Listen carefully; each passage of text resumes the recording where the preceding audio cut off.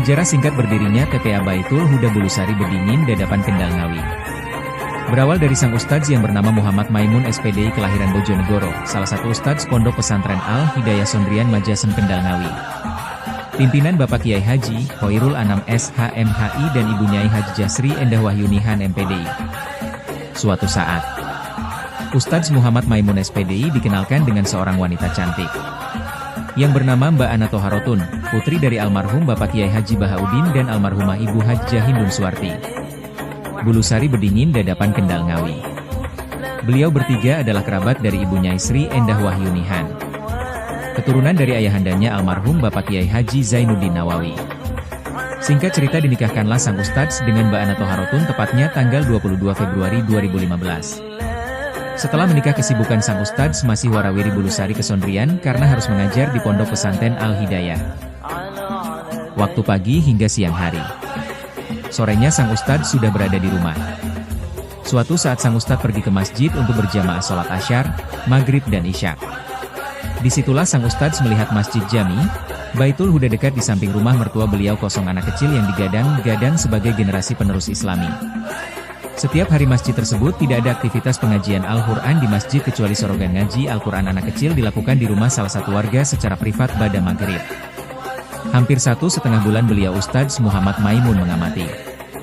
Setiap hari anak-anak kecil pulang dari sekolah bermain lari-larian hingga sore sampai menjelang sholat maghrib lalu sehabis maghrib mereka di rumah entah tidur atau apa. Pada hari Minggu pagi sang Ustadz di rumah karena aktivitas di pondok libur. Ada anak kecil lewat di depan rumah beliau dipanggillah anak kecil tersebut oleh Ustadz namanya Najidu Ali Muhammad tetangga beliau. Dan beliau bertanya ke anak kecil itu, "Hai, maukah adik mengaji kalau sore? Jika mau akan saya ajari." Anak tersebut menjawab dengan antusias mau dan berjanji akan membawa teman lainnya untuk mengaji. Dari situlah sang Ustadz ada ide mendirikan TPA Baitul Huda di Masjid Jami Baitul Huda. Kemudian ide tersebut diutarakan di perkumpulan Karang Taruna yang bernama Kridasari yang diketuai oleh Ahmad Bisri Mustafa, sebuah organisasi kampung yang mengurus kegiatan perkampungan seperti rewang di pernikahan termasuk kegiatan arisan dan yasinan di masjid dan musola.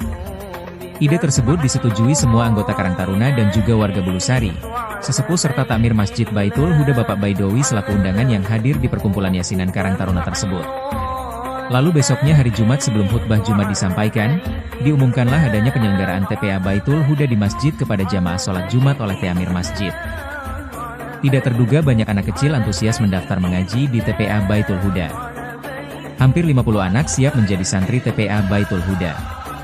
Santri pertama TPA Baitul Huda diantaranya Najidu Ali Muhammad, Zikrul Haki Anazili, Muhammad Mujib, Hasna, Laila, Ella, Yayuk, Rabah, Arifin, Ilham, Dona, Doni, Dwiana, Putri, Irul, Bagas, Azam, dan masih banyak lagi yang belum disebutkan.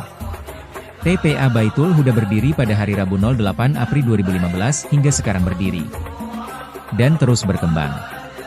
Dan sekarang telah memiliki gedung sendiri dan ratusan santri. Semoga keberadaan TPA Baitul Huda memberikan manfaat dan berkah untuk kita. Khususnya untuk masyarakat sekitar dan umumnya untuk masyarakat luas. Amin.